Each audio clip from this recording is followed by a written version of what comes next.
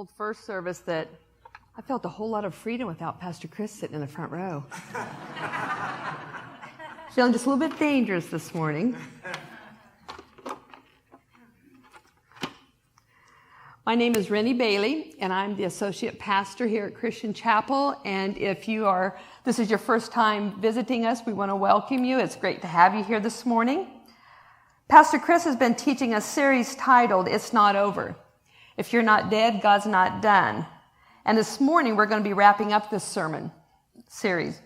My sermon title for today is Flourishing in Difficulty. Over the years, I've had the wonderful privilege and opportunity to get to support those sitting across from me who have been going through or still going through some very difficult places in their lives. And almost always, in some form or fashion, I am always asked the same question. How do we keep our relationship with Jesus fresh and strong and full of life when we go through seasons of difficulty? So this morning, I want to share with you what I do to keep my relationship with Jesus fresh and strong when life feels hard. In our experience as human beings, we will periodically encounter those places in our lives where life just sometimes feels hard.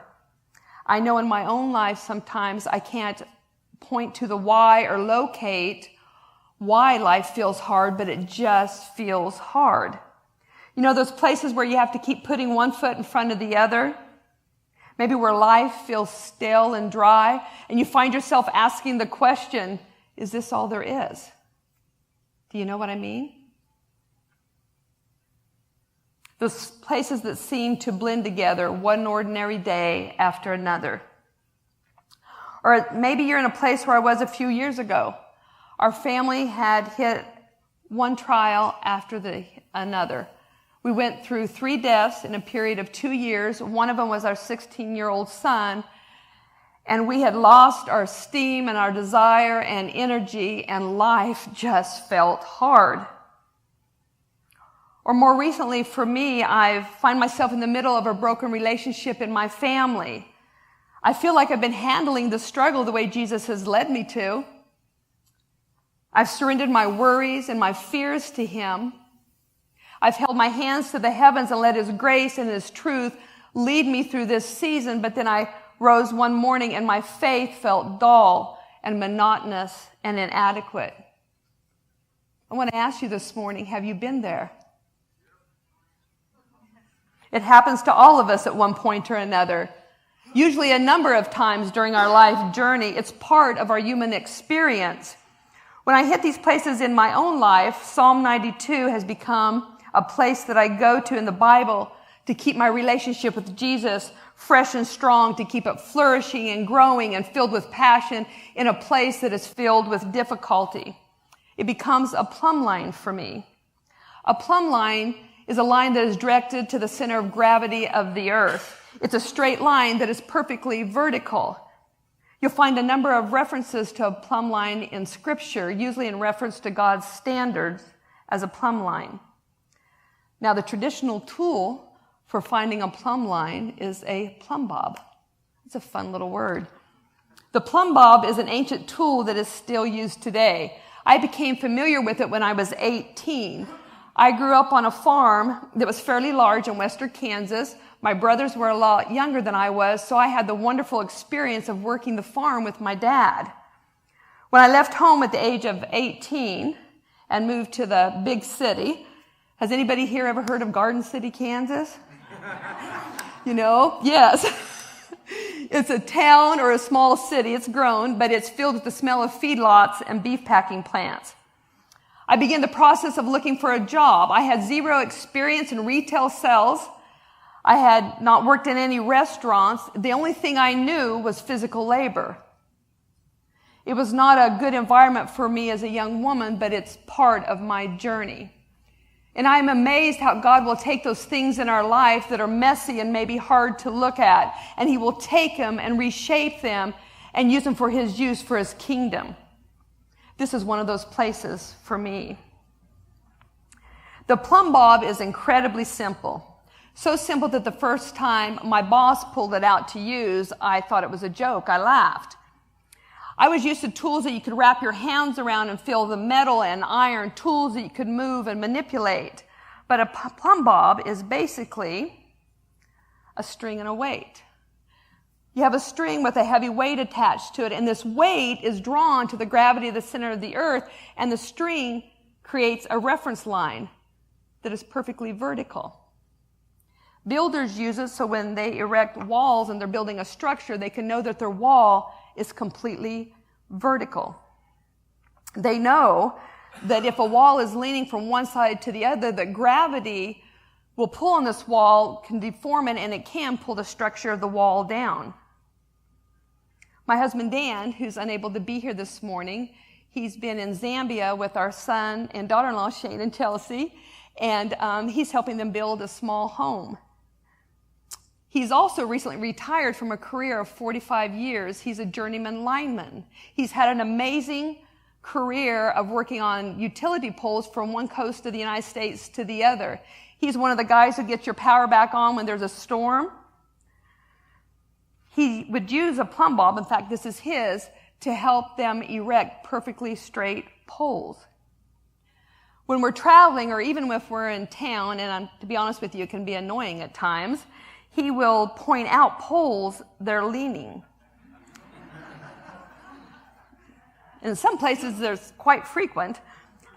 He knows that this pole, through the heavy winds and storms and heavy weight of snow and ice, will continue to pull the pole off center until eventually the pole will come down, bringing the power lines with it. When I was in a season where life felt hard, Jesus drew me to Psalm 92. With Jesus as the gravity that I was drawn to, this psalm helped me to establish my plumb line. It helped me to see that I wasn't completely vertical with Christ. It helped me to see that I wasn't completely in line with His will and His purpose for my life. It helped me to determine that some of the construction in my life had gotten off center. It helped me to assess that my attitude and my approach to life was slowly pulling me off center. Psalm 92 is also a target that I hit my daily experience with Jesus. It reminds me of what my day-to-day experience with Christ can be, even in those seasons of great difficulty. It helps me to check and see before my day has begun if I am in vertical alignment with Christ. You see, I've learned that if I am not aligned with Jesus, if I am off center, I will continue to be pulled off center by the high stress and distractions of life. And I will move further and further away from His purpose and will for my life. My hope for today is that Psalm 92 will also become a familiar tool for you to use when life just feels hard, to get your life and your perspective realigned with Christ, to help remind you, as it has for me, the how and why of what our daily experience with Jesus can be, even in difficult times. Because of our time restraint this morning, we're going to look at 3 different sections of Psalm 92, but I want to encourage you to read the entirety of the psalm because there's other points in there that will add wisdom to the 3 points we're going to discuss today. We're going to begin with verses 1 and 2. It is good to give thanks to the Lord, to sing praises to the Most High. It is good to proclaim your unfailing love in the morning, your faithfulness in the evening. When you read through the entirety of the psalm, you'll be able to tell that it's written by someone who is seasoned in life. It's someone who's been through some stuff in their life. It's a song or a psalm of praise that was written for the Sabbath day. So the author was wanting that when they came together to experience Jesus, that they would worship Him, much like we've done on a Sabbath day today. But when I translate this into my daily experience in a season where life just feels hard, this verse confronts me. It challenges me. There's a wrestling match that happens in my heart. In order for me to authentically praise and worship Jesus, I have to determine why I am praising Him, why I am thanking Him. And let's be honest, if you and I are in a season where life is difficult, that usually means there's not a whole lot of things going on in your life that are praiseworthy.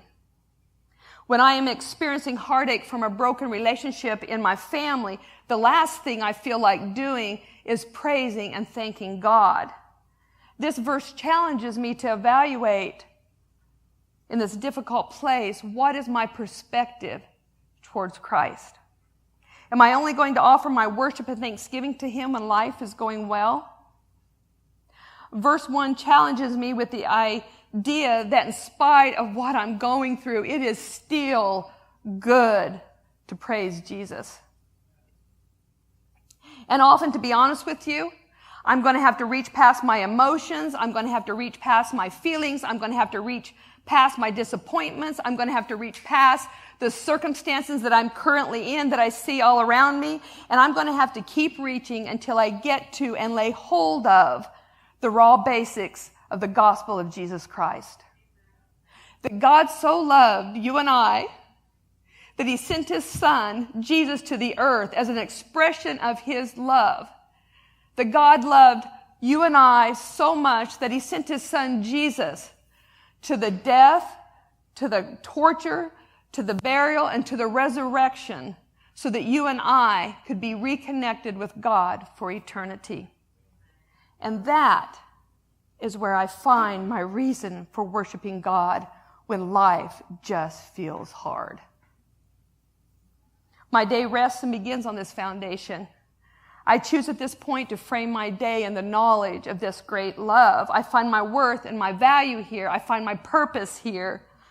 This is not positive thinking or self-determination or 5 steps to a better day. This is the truth of the gospel. This is the loving kindness of your God. No marital problem, no financial problem, no heartache from a broken relationship, no medical diagnosis. Nothing can touch this foundational truth of the gospel. And this is how I begin my day, by declaring His unfailing love. I don't do it perfectly. Oftentimes, it's not real pretty. Sometimes it takes a bit, but I reach until I get there. And as I do this, a change begins to happen in my heart. Worship changes us. My emotions, my attitudes, my thoughts begin to be redirected towards God, and I find myself present and in the moment with Jesus.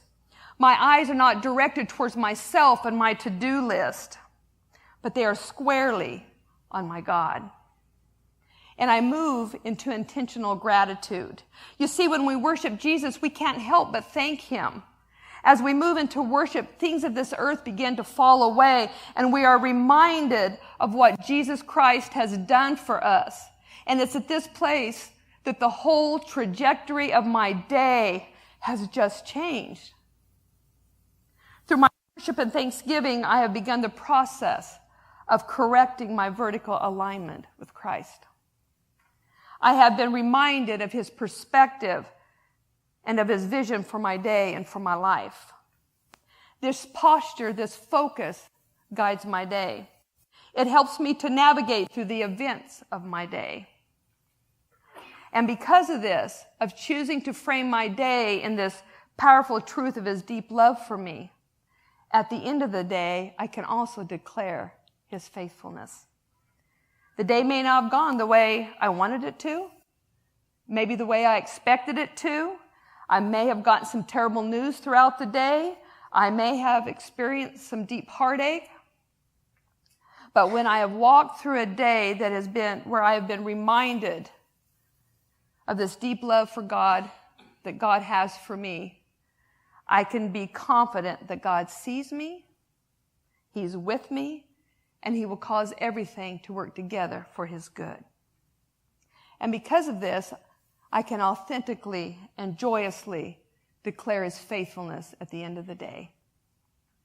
I didn't come to know Jesus till my early 30s, and I remember well what it was like to walk through trials without Christ. Those seasons were marked by unmanageable grief and hopelessness. I couldn't see a way out from those hard and difficult places, but now having Jesus in my life changes everything, especially my perspective during difficult seasons. The sum total of my day and my life does not rest on what I'm experiencing in the moment. There is far more to my existence as a follower of Christ in this hard place that I find myself in. This difficult season does not define who I am. Worshiping Jesus produces joy. And when worship produces joy during a difficult season, it is one of the greatest presentations of the gospel of Jesus Christ. Without Jesus, I couldn't stand on my own in a difficult season. Psalm 92:10 reminds me that with God, I can stand in this hard place. Verse 10 reads, "But you have made me as strong as a wild ox. You have anointed me with the finest oil." The wild ox was known for its power and strength. It was known and used for its great ability and endurance. It was used with great confidence in getting things done. This verse reminds me that by God's Spirit, I am equipped and able to obtain the strength and power like that of a wild ox to navigate through my day and through this season of difficulty. I don't have to be tossed around by the storms of life. I have the ability, because of Jesus, to stand strong and secure in difficult seasons. The rest of verse 10 tells us that we have been anointed with the finest oils. Oil speaks of God's grace. We can be secure in knowing that God will anoint us, that because of this great love that he has for us, God will extend his grace towards us. Grace that is needed for the day and specifically for this difficult season that we find ourselves in, to give us the ability to walk through this season that just feels hard.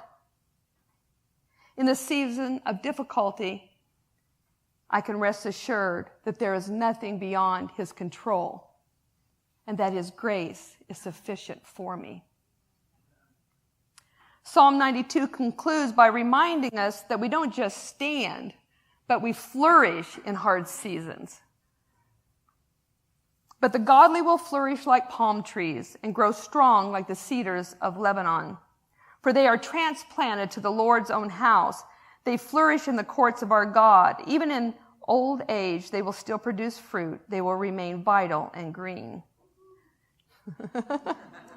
Got that in first service too, yes.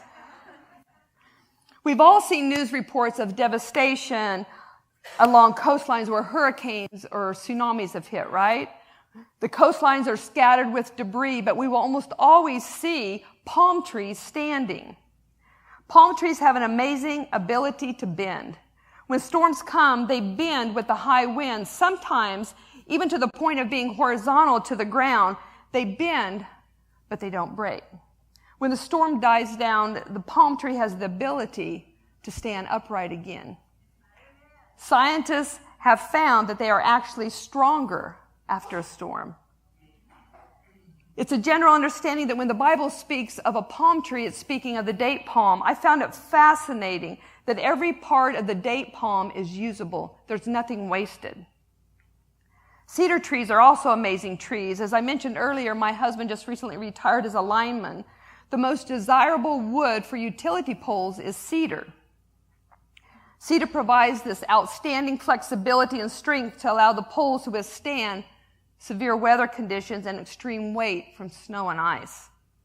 Both trees are evergreens. They keep their leaves and remain purposeful throughout their lifespan. I am reminded in verse 12 that because I walk with Jesus, that like the palm tree, I have the ability to bend with the storms of life. I have the ability to bend, and when I am at the center of the storm and life feels hard, I can know that after the storm, I also have the ability to stand upright again. I can be vertical with Christ. And like the date palm, there's nothing in my life that is wasted, not even the storms in my life. In fact, because of the storms, my relationship with Jesus can be stronger. People greeted Jesus with palm branches when he entered Jerusalem on Palm Sunday. They laid the branches in his path. They waved him in celebration. Our lives, even in difficult seasons, can bring Christ praise and glory. We can celebrate Jesus and what he has done for us in these difficult places. Verse 13 reminds me that I flourish and I grow stronger through these seasons of difficulty because I have been planted in his kingdom. To flourish means to grow well. It means to be healthy and full of life. When I bring this into my daily experience, I think of being planted in the local church. One of the amazing features of the cedar trees is their root systems. That picture is amazing to me. The cedars of Lebanon are found along the snow line in the mountains of Lebanon. The cedar trees have an amazing root system which reaches out and entwines itself with the cedar roots that are surrounding it. This gives the trees the strength and ability to hang off the sides of a mountain when a storm hits, and they remain firmly rooted, even with the harsh and straight-line winds that you encounter along a mountain snow line. When we go through difficult seasons, our inclination, because of our humanness, will be to pull back from our church family. Everything within us will cry out to isolate ourselves, to pull back and stay uninvolved, to stay home on a Sunday morning, to pull out of a home group when life feels hard. In church, I'm not sharing this with you this morning from this legalistic point of view that if you don't attend church every Sunday, you're not really a Christian. Please hear my heart. I'm speaking from personal experience. I didn't always get this right. When we first moved to Tulsa, I was in a difficult season. Because of his job, Dan was having to bounce back and forth between California and here to get us established here. At one point, there was a period of 7 months that we were separated. My son Kyle and I, the last of our 5 boys, began creating this new season that we found ourselves in. And even though we began attending Christian Chapel here from the very beginning, I didn't begin putting roots down. I didn't get started with home groups. I didn't attend Wednesday nights. I came to church most Sundays, but when life felt really hard or I was wore out from raising a teenager on my own, my flesh cried out to stay home. I grew up doing life this way. And then when I entered the Christian world, I took this mindset with me, and this mindset was very individualistic. My belief was that my relationship with God was between him and me and no one else. And that's true, but only up to a point. And this is where God began to show me this idea of the root system in Psalm 92. This fullness of life that Jesus says that he has for you and I can only come when we're planted and intertwined around those around us. We were meant to be together as a church. Just like the cedars of Lebanon, we need each other to endure the storms of life, to keep us from falling off the side of a mountain when the storms are blowing. Just like the cedars, we find safety and comfort and strength when we are deeply rooted and entwined with our church family. I have personally found that this is the best way for me to stay fresh and strong and full of passion in a difficult season. Home groups are a wonderful way to get planted. It allows you to get to know others in a season of life that you're in. It helps you to develop deep friendships. Serving in your local church is also a great way to get planted. Helping those around you produces life and vitality. To flourish means to be healthy and growing. When we serve others, it helps us to keep a healthy perspective. We don't become focused on ourselves in a season of difficulty. It doesn't mean we ignore what's going on around us, but as we let Jesus use us to pour out his life through us, we are refreshed in the process. It prevents us from becoming stale and dry when life feels hard. Verse 14 tells us that if we stay planted, if we are involved and purposely and intentionally investing in those around us, even in old age, we will still produce fruit. We will remain vital and green. The date palm produces its sweetest fruit and best harvest in its later years. This verse tells me that as I grow older in life, and we all will, there's no end to what Jesus can produce through my life. June 20th will mark 8 years that we have lived here in the Tulsa area. Before we moved here, our family lived on a small working ranch 45 miles east of Colorado Springs. Dan worked as a lineman in Colorado Springs, and I homeschooled, and I ran our private feedlot. I loved cattle. I grew up doing that, and I loved it the most when I was working with my sons. Living on that ranch represents to me a 10-year period of restoration and emotional healing for my family. We had experienced multiple life-changing events before moving there. But I also love sharing about God and what He had done personally in my life as a woman, a wife, and a mother, and what I knew He could do for others, so I was involved in ministry as well. At the age of 50, God called us to Tulsa. Dan and I left everything we knew. We left our only grandchildren at the time and our adult kids, and we trusted what God was calling us to. It began a series of events for me personally. At the age of 56, I became ordained as a pastor, and now at 58, I've begun a whole new season of life. Take a look at those sitting around you this morning. You will see those who are more seasoned in life displaying some of the sweetest fruits they've ever displayed. And it's come after seasons of great difficulty. When life feels hard and difficult, my hope and prayer for you has been that you will let Psalm 92 determine your plumb line. To let Jesus be the gravity that you are drawn to. Begin by worshiping God. Keep praising Him until you reach that foundational truth of His great and deep love for you, and then frame this day and this season in this love. Remind yourself that because of Jesus, you have the capability and strength to walk through this hard place, that He sees you, and that His grace is sufficient for you. And friends, stay planted. Stay connected to your church family.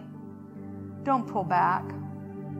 In fact, look for ways to reach to those around you, even if it's just a cup of coffee and listening to someone on a Monday morning. It'll keep you fresh and strong. It'll keep you full of vitality and life.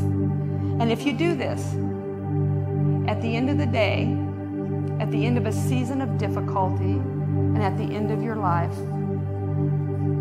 you will be able to declare that the Lord is just, that He is your rock, and there is no evil in Him. As we sing this song, I really would encourage you to listen to the words. I chose it because I think it speaks of this journey we're on in a difficult season, and it shows how Jesus can be there in every season of our life.